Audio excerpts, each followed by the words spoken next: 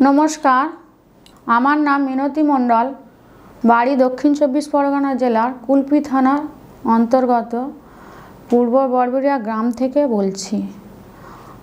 आमार मेয়ের কিছু घटना बोलबो। ছোটবেলায় যখন 7-8 বছর বয়স, তো মেয়ের জ্বালা যন্ত্রণা ছিল পেটের এবং কি তার সাথে সাথে বমি করতো এবং স্কুলে পড়তো, তার সঙ্গে সঙ্গে কি যতবার হতো কি হসপিটালে ভর্তি করতে হতো। তো হসপিটালে ভর্তি করলে ওখানে কি ওষুধ দিত এবং ওখান থেকে কি আবার বাড়িতে চলে আসতো। এইভাবে চলতে চলতে কি রকম কিছুদিন ভর্তি করার পরে এরকম স্কুলে পড়তো।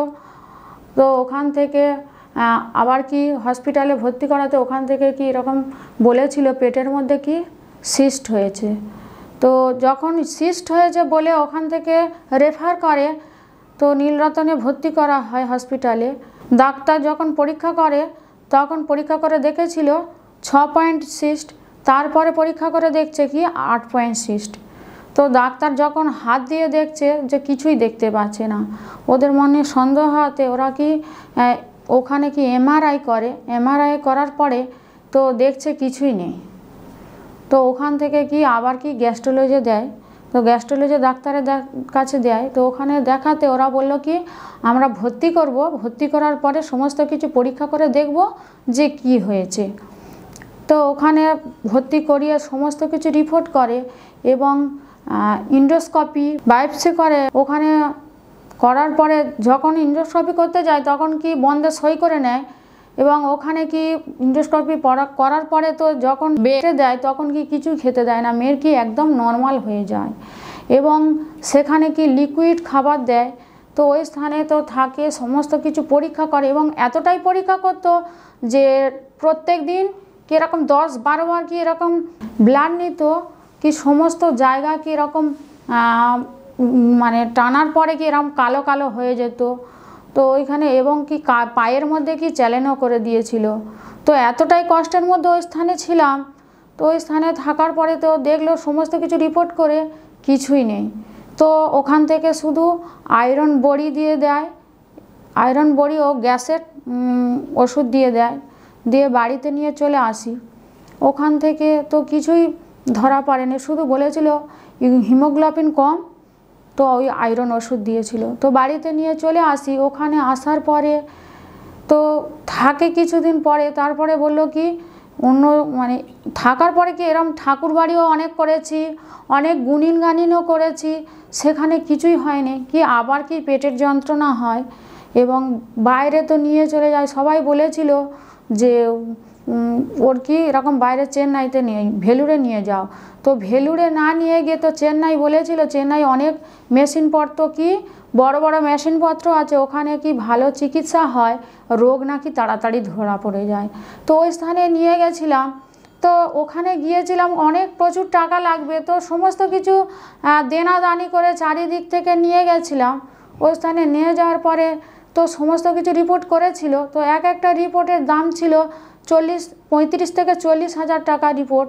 তো ওখানে এক সপ্তাহের মধ্যে কি 1.5 লাখ টাকা বেরিয়ে যায়। তো সমস্ত রিপোর্ট করেছিল, ওই স্থানে কোনো কিছুই ধরা পড়েনি। তো আবার ওই স্থান থেকে তো এরকম আয়রন ট্যাবলেট দেয় এবং গ্যাসের ওষুধও দেয়, দিয়ে বাড়িতে চলে আসি। তো আসার পরে দেখছি সেই একই অবস্থা, সেই কি পেটের যন্ত্রণা হচ্ছে। তো ওই স্থানে কি এরকম এক গুণিনের সঙ্গে পরিচিত হয়, তো এক গুণিনের সঙ্গে হয়, সে স্থানে কি নিয়ে যাওয়া হয়। তো ওই স্থানে যাওয়াতে বলেছিল গায়ে হাত দিলে কি 7,000 টাকা লাগবে। সেখানে কি দ্বিধা করিনি, সেইখানে বলেছিলাম হ্যাঁ দেবো এবং এমন এমন চমক জিনিস দেখিয়েছিল, তো যেটা দেখাতে কি বিশ্বাস হয়ে গেছিলো যে এই স্থানে মেয়ে কি সুস্থ হতে পারে। তো ওই স্থানে যাওয়ার পরে তো ওরা ওখানে থেকে বাড়ি চলে আসি এবং তারপরের দিন যায়। তো যাওয়ার পরে বলছে কি ওর কি অসুচি ধরে আছে এবং কি 1000 টাকা জমা দিতে হবে এবং অসুচি ছাড়ানো হবে। তো সেখানেও হ্যাঁ বলেছিলাম। বলার পরে সমস্ত কিছু ওরা অনেক কিছু মাখিয়েছে এবং পিঠের মধ্যে এরকম আগুন দিয়ে কি সেই অসুচি ছাড়ায় এবং কষ্ট হচ্ছিল মেয়েরও কষ্ট হচ্ছিল, হয়তো ভেবেছিলাম ওই স্থানে তো সুস্থ হবে, এটাই ভেবেছিলাম। ওই স্থান থেকে তো বাড়িতে নিয়ে চলে আসি এবং আসার পরে দিন দিন কি সুস্থ হব কোথায়, আরও কি অবনতি হয়ে যাচ্ছে এবং কি বাড়াবাড়ি হচ্ছে। ওই স্থানে আবার কি ওই গুণিনের কাছে যায়, যাওয়ার পরে কি এরকম এতটাই গ্যাস হতো, তিনি কি ওনার গ্যাসের ওষুধ নিয়ে ওই মেয়েকে দিত এবং কি যতবার যেতাম 500 টাকা 1000 টাকা কি দিতে হতো। ওই স্থান থেকে বাড়িতে নিয়ে আসতাম এবং বাড়িতে নিয়ে আসার পরে কি এরকম ফুলে যেত। ফুলে যাওয়ার পরে কি এরকম ওই গুণিনকে যখন ফোন করেছি তখন সেই গুণিন বলছে তোমরা ডাক্তারের ব্যবস্থা নাও। তো এরকম হসপিটালে আবার ভর্তি করি। যখন হসপিটালে ভর্তি করি তো এরকম হসপিটালে ভর্তি করার পরে কি এরকম রক্ত দিতে হয় এবং কি ওখানে ওষুধ দেয় এবং ডাক্তার বলছে যে এর কি আর বেশি দিন বাঁচবে না, কেননা এর সমস্ত কিছু কি হয়ে গেছে, রক্ত দিয়ে দিয়ে কি এর কি বেশি দিন বাঁচবে না, ডাক্তার বলে দিয়েছিল। তো ওখান থেকে বাড়িতে নিয়ে চলে আসি এবং বাড়িতে নিয়ে চলে আসার পরে কি এরকম আবার কি এরকম বলেছিল, ওরা ওখান থেকে রেফার করেছিল কলকাতার আরও বড় হসপিটালে দেখাতে। তো ওখানে দেখিয়েছিলাম, ওখানে দেখানোর পরে সমস্ত কিছু দেখেছে, সমস্ত কিছু আবারই পরীক্ষা হয়, সেখানেও কি কিছুই ধরতে পারে না। শুধু জাস্ট বলেছিল ওর কি অ্যানিমিয়া এবং হিমোগ্লোবিন কম। ওখানেও কি আয়রন ট্যাবলেট দেয় এবং গ্যাসের ওষুধ দেয়, সেখান থেকেও বাড়ি নিয়ে চলে আসি। মেয়ে কি এরকম ফুলে যায়, এতটা ফুলে যায় যে হাত পা এরকম ফুলে গিয়েছে এবং সমস্ত শরীর কি ফুলে গিয়েছে, এমন কি ফুলে গিয়েছে মেয়ে কি নিজের হাত নিজের পা কি দেখতে পাচ্ছে না, এমন কি নিজে খাবে তাও কি খেতে পাচ্ছে না, এতটাই ফুলে গিয়েছিল। তো ওখানে কীরকম আবার কি ডাক্তারের ব্যবস্থাও নিতে হয়। তো এরকম হসপিটালে ভর্তি করি। তো ভর্তি করার পরে কি ডাক্তার ওখানে কি সমস্ত কিছু দেখার পরে ডাক্তার বলছে কি 2টো কিডনি নষ্ট হয়ে গেছে আর কি ওর করার ক্ষমতা নেই, কি এরকম বলেছিল ডায়ালিসিস করতে হবে। ওখান থেকে কি রেফার করেও দিয়েছিল এবং ঘাড়ের মধ্যে চ্যালেঞ্জও করে দিয়েছে এবং রেফার করে যখন দেয় তখন বলেছিলাম যে আমি রেফার করব না, তো বাড়িতে নিয়ে যাব। তো ওই স্থানে ওখানে নার্স এবং ডাক্তার এসে আমাকে প্রচুর অপমান করে। তো সেখানে কোনো বোধ করি না। তো এটাই বলেছিলাম যেটা পারে তো পরমেশ্বর পিতা যিশু গুরুই পারে। তো ওই স্থান থেকে তো যখন রেফার করে দেয় বাড়িতে নিয়ে চলে আসি এবং আসার পরে এক দাদা ভাই ওই হসপিটালে কাজ করতো, ওই দাদা ভাইকে ফোন করাতে দাদা ভাই এসে কি ঘাড়ের চ্যালেঞ্জ খুলে দেয় এবং ওই দাদা ভাইও জানতো পরমেশ্বর পিতা যিশু গুরুর কি বিশ্বাসী ছিল। ওই দাদা ভাই চ্যালেঞ্জ খুলে দেওয়ার পরে থেকে তার পরের দিন থেকে এরকম মণ্ডলী ঘুরি এবং ঈশ্বরের ব্যবস্থায় ঘুরি। ওই ঈশ্বরের ব্যবস্থায় ঘোরার পরে কি সেখানে এরকম যখনই যায় তো ওখানে কি ঈশ্বরের দিদি ভাইরা ওখানে কি চাঙ্গাই করে এবং ওখানে চাঙ্গাই করার পরে কি ওই সন্তানকে কি বাড়িতে নিয়ে চলে আসি এবং তারপরে রোজ দিন কি মণ্ডলী মানে যা ওই ঈশ্বরের ব্যবস্থায় ঘুরতে ঘুরতে কি খুব সুন্দর হয়ে যায় এবং এতটাই সুস্থ হয়ে যায় কি নিজে একা একা ঈশ্বরের ব্যবস্থায় চলে যেত, আর কি ওর কারোর সঙ্গে যেতে লাগতো না। এরকম যাওয়ার ফলে কি আবার কি 1 বছর পরে কি আবার সেখানে কি দুষ্টু এতটাই চালাকি করে কি আবার কি এরকম 2টো পা ফুলে যায় এবং 2টো পা ফুলে যাওয়ার কারণে এবং কি পেটও ফুলে যায়, এতটাই ফুলে যেত গিয়েছিল যে কি চলার ক্ষমতা ছিল না।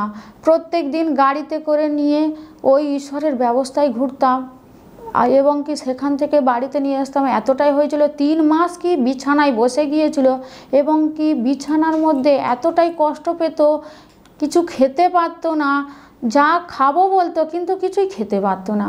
কিন্তু সমস্ত কিছু রান্না করে দিতাম কিন্তু এমন কি খেতে পারতো না এবং শুধু কাঁদতো এবং এতটাই কষ্ট পেত। বাবা তো সহ্য করতে পারতো না, বাবা কি এরকম সামনে কাঁদতো না কিন্তু পিছনে গিয়ে কাঁদতো, কিন্তু আমি তো দেখতাম কিন্তু সেখানে কিছু বলতাম না, উৎসাহ করতাম সর্বদা।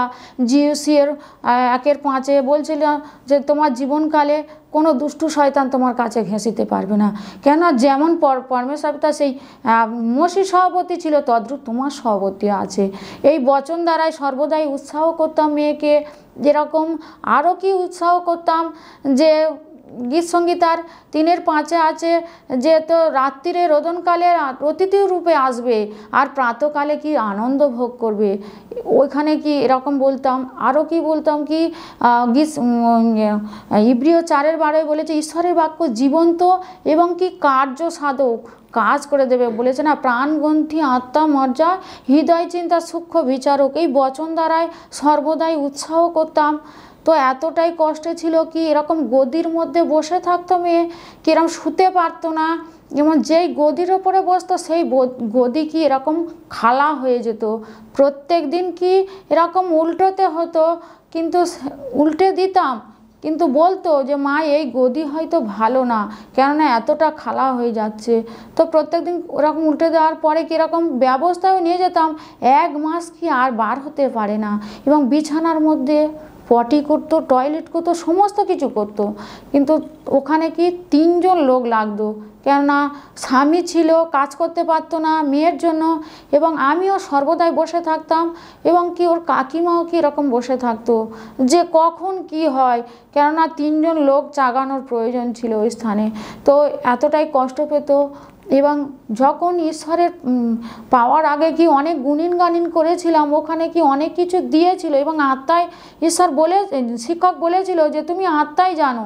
তো আত্মায় জানাতে তো যত গুণগানিন অনেক কিছু দিয়েছিল সেইগুলো কি বাস্তবের মধ্যে কি এরম পোঁতা ছিল। তো যখন আত্মায় জানকারি দেয় তখন কি এরকম বেশি হয়ে যায়। তো বেশি যাওয়ার পরে তখন ওইগুলো কি এরকম প্লাস্টার করা এরকম ঘর দাবা ছিল, সেগুলো কি চটিয়ে বার করা হয়, বার করে ফেলে দেওয়ার পরে কি মেয়ের কি বেশি হয়ে গেছিলো, এরম ডাক্তারের ব্যবস্থা নেওয়া হয়। তো এরম ডাক্তারের ব্যবস্থা নিয়ে তো ওখানে ভর্তি করতে বলেছিল, ভর্তি করাতে তো যখন নিয়ে যাচ্ছি তো অনেক ওই হসপিটাল ফেরত দিয়েছিল, কিন্তু সেখানে যাব বলে কি একটু হয়েছিল যে ওই হসপিটাল হয়তো আর নেবে না, কি ওখানে 5টা নার্সিংহোম ঘুরেছি, সেখানেও কি ভর্তি নেয়নি। তো আবার প্রার্থনা করে ওই হসপিটালে নিয়ে যায়, কি ভর্তি করে।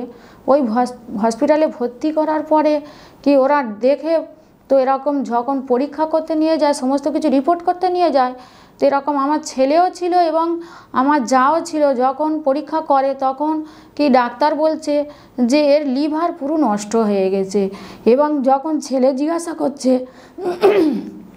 যে কিডনি সুন্দর আছে, তো ডাক্তার একবার বলার পরে ডাক্তার অতটা শুনতে পায়নি, তো দ্বিতীয়বার যখন বলেছে যে কিডনি কি সুন্দর আছে, ডাক্তার বলছে হ্যাঁ কিডনি সুন্দর আছে এবং কি লিভারটা নষ্ট হয়ে গেছে। তো যখন লিভারটা নষ্ট হয়ে গেছে ছেলেকে বলার পরে তো ছেলে একটু উৎসাহ হয়েছিল যে পরমেশ্বর পিতার যিশু গুরু সমস্ত কিছু পারে, কেননা 2টো কিডনি যে 1 বছর আগে 2টো কিডনি নষ্ট হয়ে গেছিলো, সেখানে যদি লিভার নষ্ট হয়ে যায়, সেখানে যদি সুন্দর করতে পারে, এর লিভারও খুব সুন্দর পারে।